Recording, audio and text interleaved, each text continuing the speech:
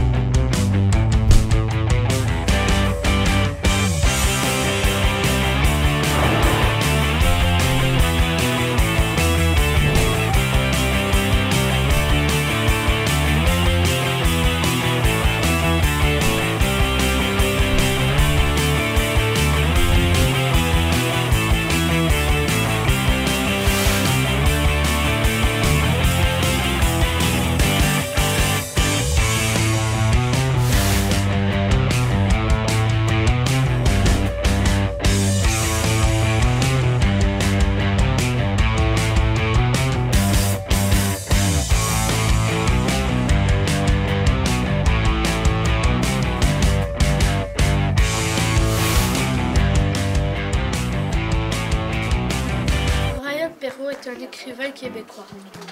Il est spécialisé dans la littérature jeunesse. Il est né à Shawinigan en 1968. À l'université, il a fait une maîtrise en loup-garou, qui fait de lui l'unique loup-garologue du Québec. Il a enseigné le théâtre au cégep pendant plusieurs années. Il a aussi écrit plusieurs pièces de théâtre. En 2003, il commence la publication de ses livres d'Amos d'Aragon. Mais attention, ce n'est pas Amos Dragon, c'est Amos d'Aragon.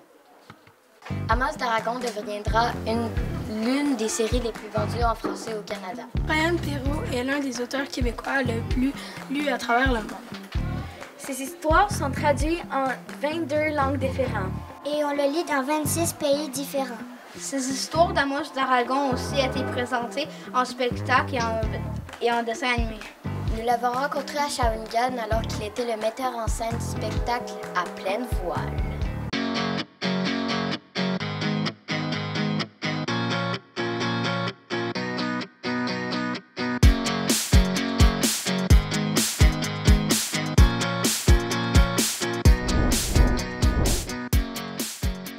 Le spectacle À pleine voile, c'est un spectacle qu'on a commencé l'année passée. En fait, on l'a monté une fois parce que c'était la pandémie. Puis, tous les artistes de la Mauricie s'étaient regroupés ensemble. Il y avait Fred Pellerin, Sylvain Cossette, Rémi-Pierre Paquin était là. Tout le monde qui se connaît et qui vit ensemble en Mauricie. Puis la pandémie a continué, mais là, la reprise des événements fait en sorte que tous ces gens-là sont plus disponibles comme ils l'étaient. Fait que ce qu'on a créé avec des talents régionaux, on a recréé le spectacle. Des spectacles de chansons sur le thème de la reprise, des voiles, de l'eau, de la rivière. Ce qui est très estival et voilà, fait que j'en fais la mise en scène. Ça me fait un grand plaisir de le faire. De quoi êtes-vous le plus fier dans ce spectacle? Oh, le plus fier de ça, c'est de piloter un spectacle, je pense, régional où il y a beaucoup de talent, mais tu sais, j'ai une chance exceptionnelle, moi, que ce que je fais soit placé en lumière. Donc, de permettre aux autres également de prendre un peu de lumière, hein, de se montrer. Puis je pense que me mettre au service de ça me rend assez fier. Moi, je suis assez content de ça. Combien de temps ça vous a pris en tout pour faire ce spectacle? C'est pas un spectacle qui est très lourd et très difficile à monter. T'sais, contrairement au show que j'ai monté ici, où c'était des gros décors et puis tout ça. Ici, le décor était déjà là parce que ça appartenait à l'ancien spectacle qui s'appelait Neza. Donc, on est reparti des décors. Et puis, j'ai travaillé beaucoup avec Jeannot Bournival. Jeannot Bournival, qui est le chef d'orchestre ici, qui est le gars qui travaille avec Fred Pellerin beaucoup sur ses albums. Puis on a fait un petit découpage pour essayer de trouver des chansons aussi qui donnent du sens justement aux voiles à cette reprise-là. Fait que c'est pas un énorme travail comme je suis habitué de faire, mais ça a été aussi un travail beaucoup plus plaisant, beaucoup plus ludique que d'habitude. C'est moins stressant comme travail, mettons. Avec la COVID, est-ce qu'il y a un spectacle qui est difficile à faire? Si oui, quelles sont les difficultés? Oui, les spectacles avec la COVID, c'est difficile. Bon, c'était pas difficile quand personne travaillait puis qu'on a monté le premier show parce que personne n'avait des contrats, fait que c'était assez facile de les regrouper. Simplement là, ce qui est difficile, c'est c'est les constants changements, tu sais. C'est que parce qu'au départ, quand on part le show, on n'est pas dans les mêmes conditions que tant qu'on va le présenter. Fait que niveau public, niveau répétition, c'est quoi les nouvelles consignes, qu'est-ce qu'il faut faire, où il faut se tenir. Fait que ça, c'était un peu, je ne dis pas difficile, mais des fois un peu, on se dit, OK, encore d'autres choses. OK, oui, il faut changer, non, plus ça. OK, on fait ça à cette heure. Et c'est une constante adaptation qui est un peu déplaisante, mais écoute, il y en a d'autres qui ont des pires déplaisances, j'allais dire, mais c'est pas un mot.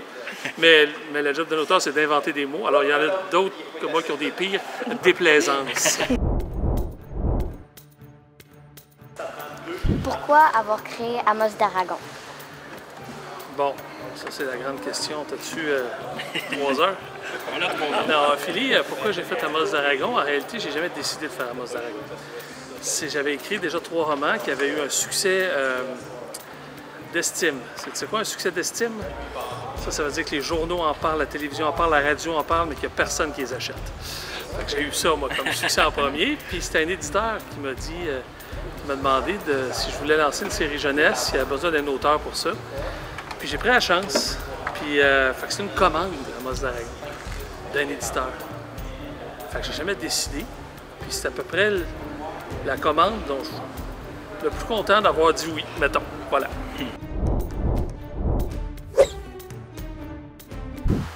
Amos d'Aragon, c'est un jeune garçon de 12 ans. En fait, il est vraiment intelligent. Sa mission, en fait, c'est comme juste rétablir l'équilibre du monde. Mais c'est plus facile à dire qu'à faire. Amos essaie de rétablir l'équilibre, mais il n'est pas seul. Il est accompagné de ses 3 meilleurs amis, Beorf, Medusa et Lolia, et aussi de ses des 3 porteurs de masques, Tserl, Fana et Eroaki. Ils sont tous sur un continent différent, puis tous ensemble, ils réussissent à stopper les dieux. Quels sont les plus beaux commentaires que vous avez reçus envers les livres et le spectacle d'Amos d'Aragon? Les plus beaux, j'en ai. J'ai des magnifiques j'ai eu des magnifiques témoignages. J'en ai plusieurs. Une petite mère, son enfant était le cancer, puis ils commencent à lire ensemble Amos d'Aragon, puis son enfant décède, puis elle continue à le lire. Puis elle me fait signer ses livres. Pour notre, son enfant, ça là, tu sais, ça l'autre du livre, ça te coupe ça bouleverse complètement. Fait que ça, c'est des types de commentaires que j'ai eus. Donc l'importance que ça a eu pour certains jeunes. Ça me touche beaucoup. Puis c'est un immense privilège, Félix, de rentrer dans la vie d'un jeune, puis de nourrir une partie de son imaginaire, puis de faire partie de ça. C'est un immense privilège. Fait que toujours, je le considère comme un grand privilège. Quelle est la chose que vous aimez le plus faire dans l'écriture des livres? Dans l'écriture des livres, ce que j'aime le plus faire, c'est vraiment créer l'histoire. Quand tu pars de rien, tu as ton début, tu as ta fin. Là, tu commences à écrire, puis là, tu t'en vas vers ta fin, puis là, tu construis ton récit et tout ça. Puis ce que je déteste le plus faire, qui est peut-être une autre de tes questions, c'est comme toi à l'école, réviser. Il faut le faire, réviser. Ce que j'aime aussi, c'est la deuxième écriture, parce que souvent, j'écris mes livres 2 fois. Tu l'as écrit une première fois, puis là, tu révises, puis là, tu le réécris. Et là, tu atteins un niveau de justesse de ce que tu voulais dire qui est pas mal. Puis là, tu ajoutes un peu là, puis là, tu as un beau portrait. A-t-il été difficile de transformer un livre en un spectacle? Ouais, c'est difficile. C'est difficile sur un point. Pas pour l'auteur, parce que l'auteur, je connais mon histoire, puis je sais pas où ça s'en va, mais on se dit toujours, est-ce que le public va l'accepter, ça? Parce que toi qui as lu les livres, un spectacle, c'est vraiment pas pareil comme le livre. C'est comme faire un film, c'est comme... C'est beaucoup réduit au minimum l'histoire sur un très mince fil, tu sais. Et là, tu te dis, ben, est-ce que les gens vont embarquer, est-ce qu'ils vont aimer ça, même si tu connais toute la grosse affaire? C'est plutôt ça la question que tu te poses dans la difficulté qu'on a. Quels sont les plus gros pépins rencontrés dans la création du spectacle? Les plus gros pépins? Les plus gros pépins, c'est toujours c'est toujours la technique dans Amos d'Aragon. Les shows sont... Tu sais, on a fait des shows qui sont assez gros. Si tu regardes même le Phoenix qui est en salle, chaque scène, c'est comme un défi technologique aussi. Ici, tu sais, on avait un dragon live qui sortait. C'était 25 pieds. Donc ça, c'est des problèmes. Ça paraît facile quand tu t'es assis et tu vois le dragon cracher du feu, mais comment il crache, quand il crache, où tu places tes comédiens, comment tu places la musique, où c'est seconde par seconde et ça devient... la technique devient compliquée et sape une grande partie du plaisir. Cependant, quand ça joue, puis ça marche, le plaisir revient. Les amis d'Amos d'Aragon. Donc, il y a Beowulf Bromançon, Médusa, Lolia et Maelstrom qui va l'aider à se déplacer comme ça. Donc, si on a Beowulf, c'est un homme animal, ce qui veut dire qu'il peut se transformer en animal. Et lui, l'animal qui peut se transformer, c'est en ours. Ça, c'est une gorgone. Ça veut dire qu'elle a des cheveux serpents. Et quand on la regarde dans les yeux, tu deviens une statue de pierre. Les petites lunettes qu'elle a là, c'est un ami de Amos qui les a créées pour qu'elle puisse, pour que le monde puisse la regarder dans les yeux sans se faire pétrifier. Lolia, c'est une dogone qui est comme... Elle peut faire beaucoup de recettes qui aident à guérir les malades, à invoquer des esprits, puis des affaires comme ça. Qui est votre personnage préféré dans les gentils et dans les méchants? Dans Amos d'Aragon? Moi, j'aime particulièrement Médusa. Je trouve qu'elle a un caractère... tu sais, elle est un peu mystérieuse, on ne sait pas quoi, elle est mal dans sa peau un peu, pas accepter des autres, un peu rejet, mais en même temps, tu sais, elle fait peur, elle a un pouvoir incroyable. Tu sais, j'aime bien elle, ouais, j'aime bien dans les... j'aime bien dans la gang. Puis dans les méchants, moi, tu sais, moi, le Baya Gaia, là, la vieille sorcière, là, qui donne à manger aux oiseaux. Puis ce qu'elle leur donne, c'est empoisonné. Tu sais, là, la vieille vache intégrale, là, tu sais, moulée dans de l'acide, tu sais, là, il n'y a pas de bonté là-dedans. Ça, pour un méchant, là, c'est le fun au bout. Quelle est votre plus grande fierté envers Amos d'Aragon? Bien, je pense que ça va faire en 2023. Au Philly 2022. J'ai commencé à écrire en 2022. Tu vois, en janvier 2022. En janvier 2002, c'est-à-dire. En 2022, ça va faire 20 ans que j'ai commencé à l'écrire, puis c'est encore là. Puis la série télé est sortie, puis il y a d'autres projets autour. Puis on va faire d'autres épisodes d'Amos d'Aragon à la télé. Beowulf, tu vas faire diversion pendant que Médusa se placera sur les poutres pour attaquer d'en haut. Lolia, toi tu te sers de tes pouvoirs contre la chef des gobelins pendant que moi je libère Maelstrom.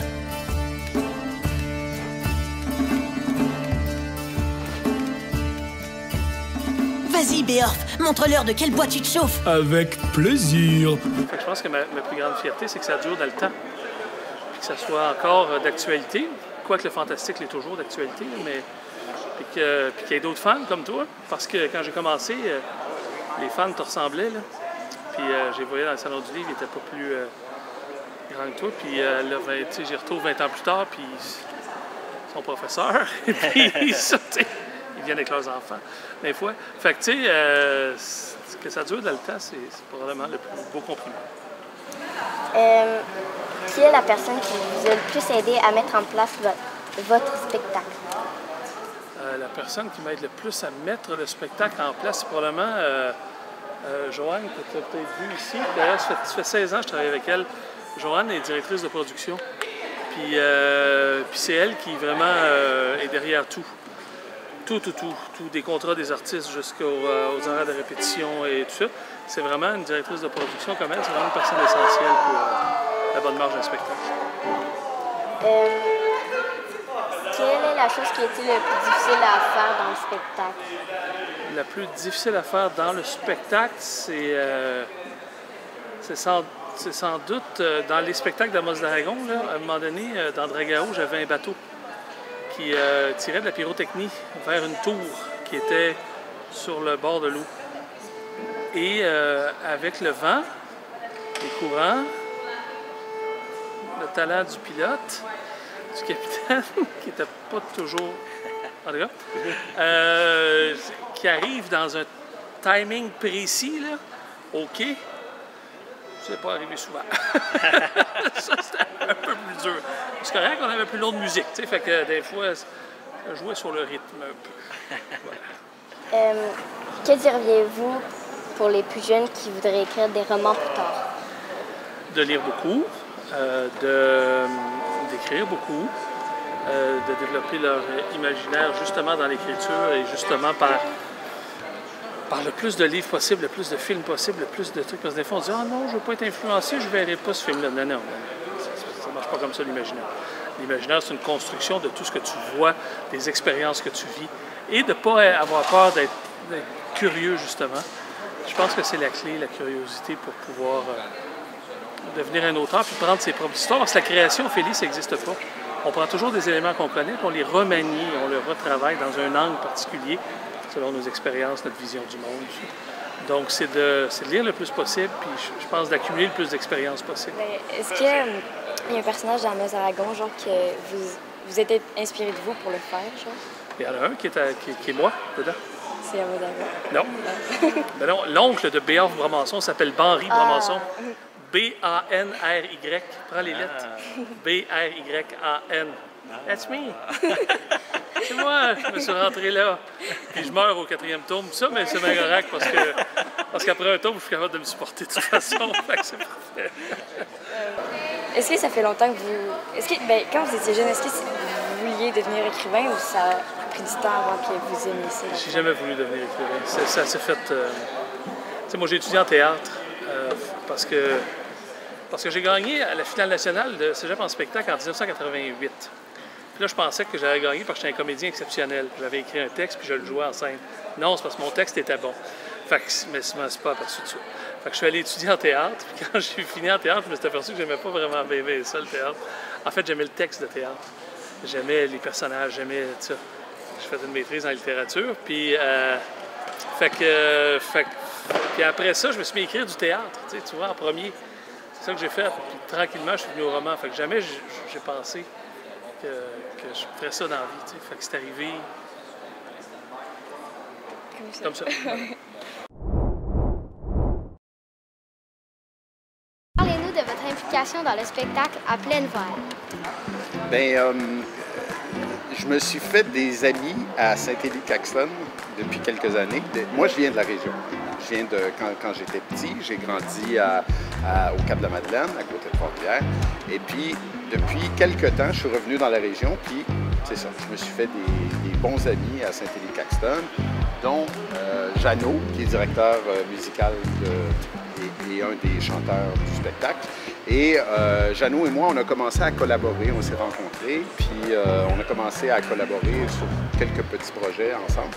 Puis Jeannot m'a proposé de me joindre à l'équipe cette année à Pleine Voile 2. Et puis je connaissais Nicolas Pellerin aussi, on se connaissait un peu. Alors, je me suis joint avec grand plaisir à cette bande-là. Puis d'autant plus que moi, j'adore la musique.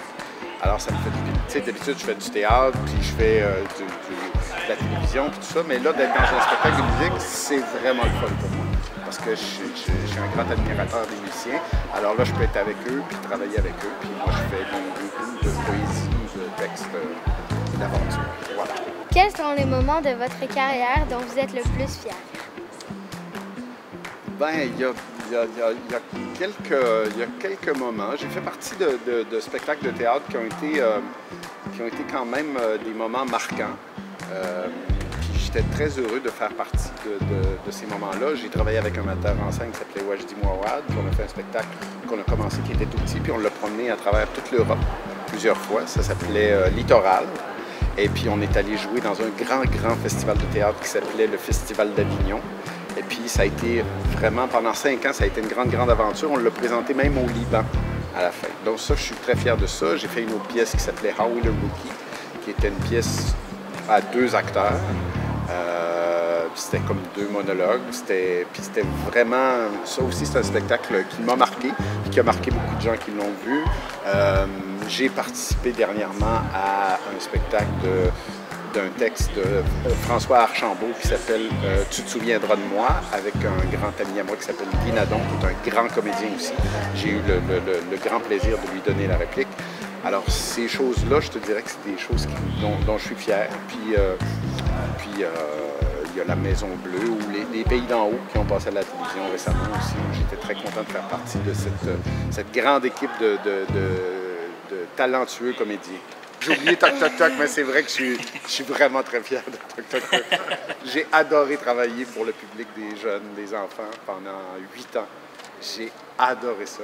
Puis j'ai eu un rapport vraiment le fun avec le public parce que, ben, tu sais, moi, je m'occupais le personnage d'Azim, c'était le boulanger, puis qui cuisinait avec les enfants. Puis je me suis rendu compte que les enfants ont un rapport avec la nourriture vraiment le fun. Fait que quand les enfants venaient me voir et ils me parlaient comme si j'étais leur ami depuis toujours ou le grand frère ou quelque chose. Fait que ça a été vraiment le fun toute cette période-là. Puis comme vous autres, il y a encore des enfants qui me reconnaissent, puis il y en a qui sont rendus grands, là, il y en a qui ont 20 ans maintenant, puis qui ont connu cette émission-là. Alors ça fait vraiment plaisir d'avoir, je dirais, contribué à forger l'imaginaire des enfants avec une si belle émission.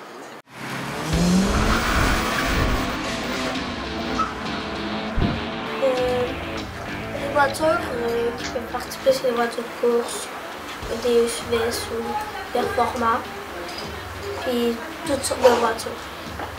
C'est un demi-mille de 800 mètres en tout. Ça, c'est un commencement, c'est 30 voitures en tout qui est sur la piste, pas plus, parce que sinon ça dépasse.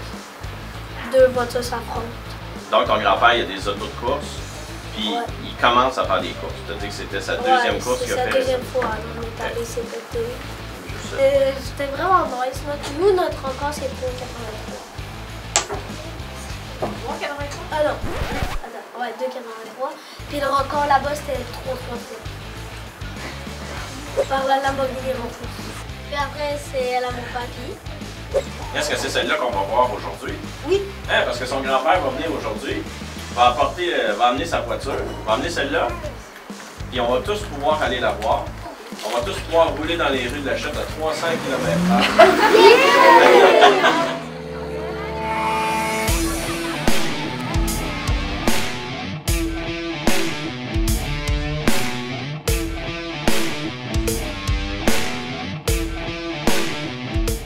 Comment êtes-vous devenu la passion des voitures de course? J'ai toujours aimé les voitures sport. Puis j'aime ça faire des drags des fois. Quelle voiture de course avez-vous? Ben, la McLaren, puis j'ai encore une Lamborghini. Où faites-vous vos courses? À Mirabel, puis des fois, c'était comme c'est là, on allait à Maniwaki, c'est la piste d'aviation. Depuis combien de temps faites-vous des courses? C'est rare, j'en en fais des fois peut-être 2-3 par année, des fois 4. Avez-vous déjà gagné une course? Si oui, comment vous vous sentez? Oui, j'ai une coupe de trophées. J'aime ça. À quelle vitesse allez-vous quand vous faites vos courses? Ben, sur le drag, j'ai pogné 283 km/h sur 800 mètres. Pourquoi est-ce que ces voitures coûtent cher? C'est parce que ça a un moteur spécial, puis il est tout en fibre de carbone. Puis c'est comme double turbo. C'est pour ça que c'est cher. C'est le nom. On doit payer pour le nom.